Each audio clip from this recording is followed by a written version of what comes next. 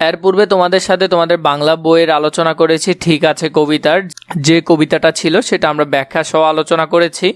এখন আমি তোমাদের সাথে আলোচনা করব সেই কবিতাটির অনুশীলন। বিপরীত শব্দ লিখি এবং বিপরীত শব্দ দিয়ে বাক্য তৈরি করি। প্রথমের মধ্যে এখানে কিছু বিপরীত শব্দ আছে, যেমন আমরা শব্দটার বিপরীত শব্দ লিখব, তা দিয়ে বাক্য তৈরি করব। অসময় মানে সময়, সময় মতো হাজির হলাম। অসময় মানে সময়, সময় মতো কাজটি করা উচিত। ঠিক, ভুল, তার দেওয়া উত্তরটি ভুল ছিল। হেসে, কেঁদে, শিশুটি কেঁদে মায়ের কাছে গেল। পচা, ভালো, আমগুলো বেশ ভালো। ঢোকা, বাইরে, আমি বাইরে যাচ্ছি। তো এভাবে করে তোমরা সুন্দর করে উত্তরগুলো লিখে ফেলতে পারবে। এরপরে যদি আমরা দেখি, প্রশ্নের উত্তর বলি ও লিখি। মেহমান সব কথাতেই কি বলেছেন?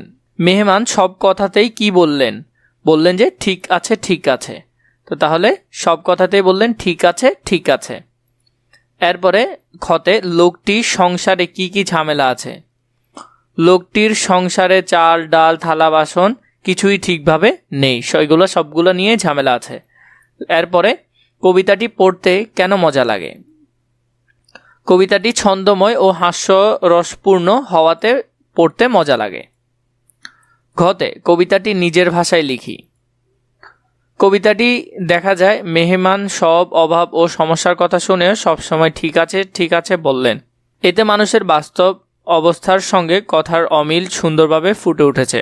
তো এখান থেকে এই কারণে মূলত কবিতাটা ভালো লাগে, আর কবিতাটা খুবই ছন্দময় এবং হাস্যরসক, তাই কবিতাটি বেশি ভালো লাগে।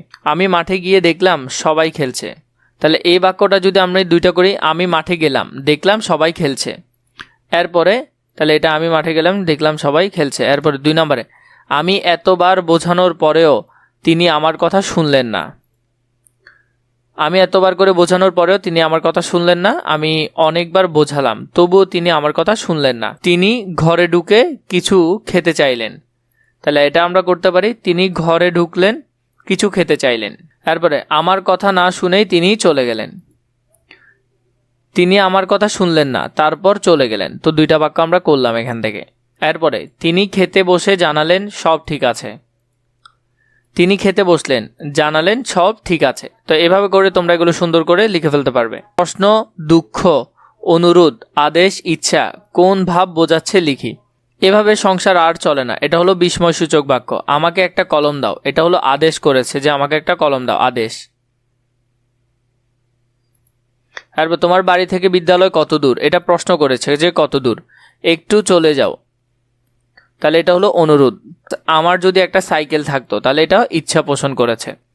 তো এখান থেকে এগুলো তোমরা খুবই সুন্দর করে লিখতে পারবে, একেবারে গুছালো আকারে আমি তোমাদেরকে প্রতিটা পার্টের আলোচনা দিচ্ছি। আশা করছি এগুলো তোমাদের খুবই উপকারে আসবে।